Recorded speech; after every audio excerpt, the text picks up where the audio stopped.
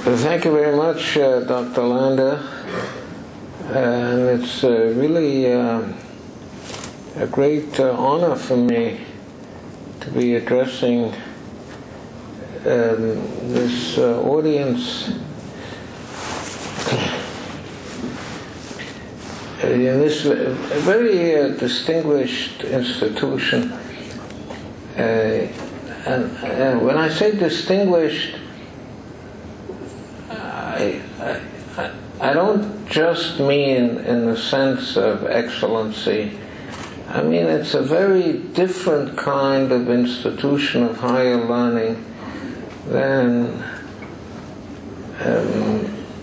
any other university in the world. And it's really an extraordinary institution. I don't have to tell you about it. But I really have a tremendous amount of admiration for this institution and for the man who made it possible. He's really an extraordinary individual. So Dr. Landa is, it's really something else, man. It's not my ulama in some sense. So I'm very proud to be here. I'm very glad, and let's proceed with the proceedings of this evening. By the way, how much time do I have, Dr. Marcus? Yes, you said about 45 minutes. You asked. 45 minutes left. All right. Okay. All right. Fine. All right. Okay.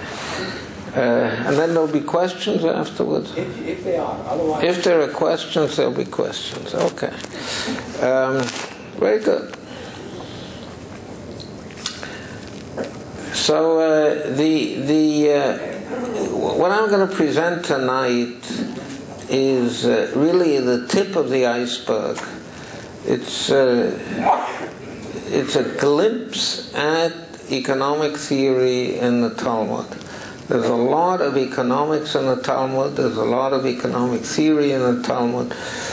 This is just sort of a glimpse at the tip of the iceberg. What some sugyas, or a part of some sugyas in the Talmud, which impinge on economic theory and which sort of anticipate modern economic theory in amazing ways. Yes,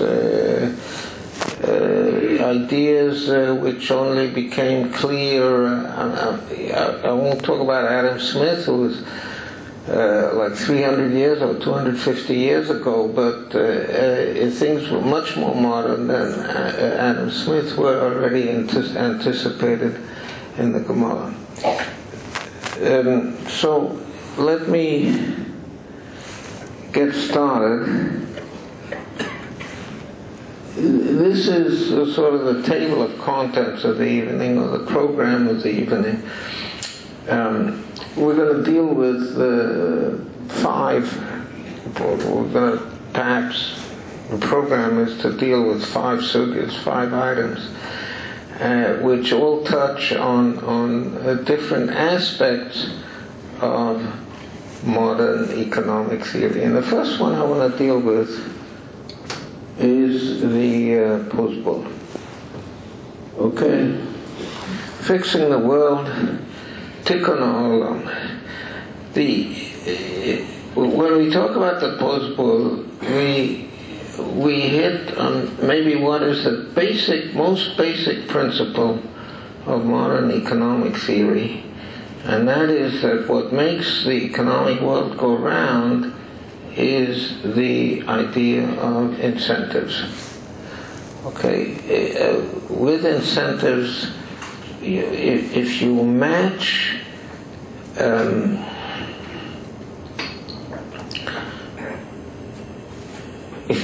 the economic system to the incentives of the people involved in the economic system, the workers and the consumers and the entrepreneurs, then you will get a system that works.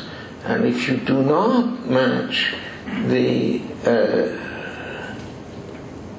incentives that are inherent in the system to, if you do not take into account the incentives in the system, and you don't match the incentives to what the workers and the consumers and the entrepreneurs want, then your system will fail.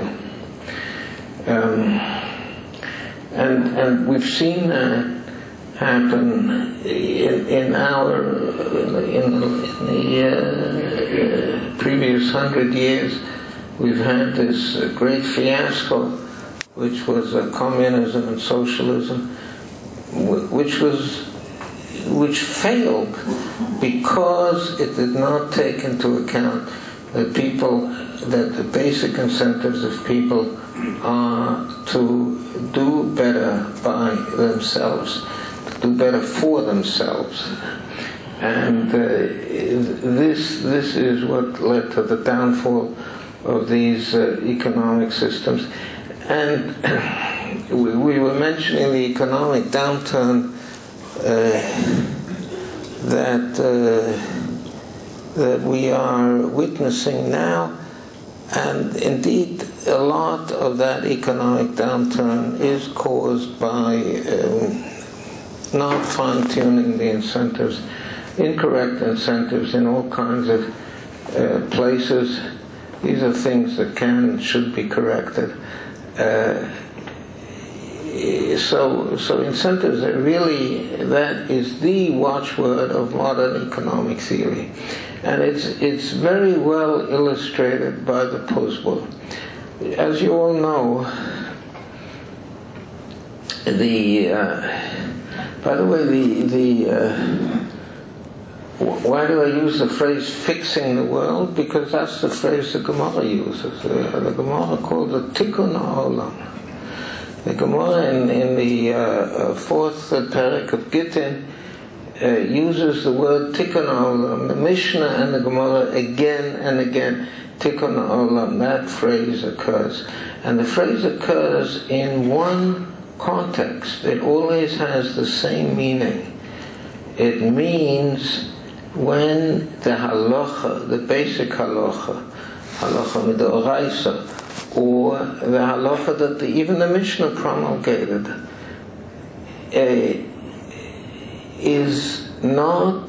does not fit, creates wrong incentives, then in spite of the fact that it's well-meaning, in spite of the fact that it sounds beautiful, it sounds moral, it sounds ethical, there's a lot of musa in it, but if it does not correspond, if it gives people the wrong incentives, it's not going to work. Okay? So in that sense, it's very similar to socialism, which didn't work, just didn't work.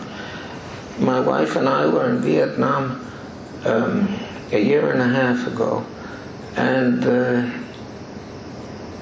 Vietnam is still a communist country to this day. In what sense is it a communist country? It's a dictatorship. They have a big red flag with a yellow star in the middle. It's a communist dictatorship. But they have a market economy. Why do they have a market economy? Because one day, on August 1st, 1987, the communist government of Vietnam realized that their people were starving, simply starving. And they said, hey, how are we going to fix this? And they said, there's one way to do it, and that is to get people to work for themselves, not for other people, not for the common good, but for themselves. When they work for themselves, then I can stop starving, when everybody works for himself. And so, on August 1st, 1987, the economy of Vietnam became a market economy. And now it's a thriving, beautiful country. It's as simple as that. Well, it's not simple, but that's the bottom line. And so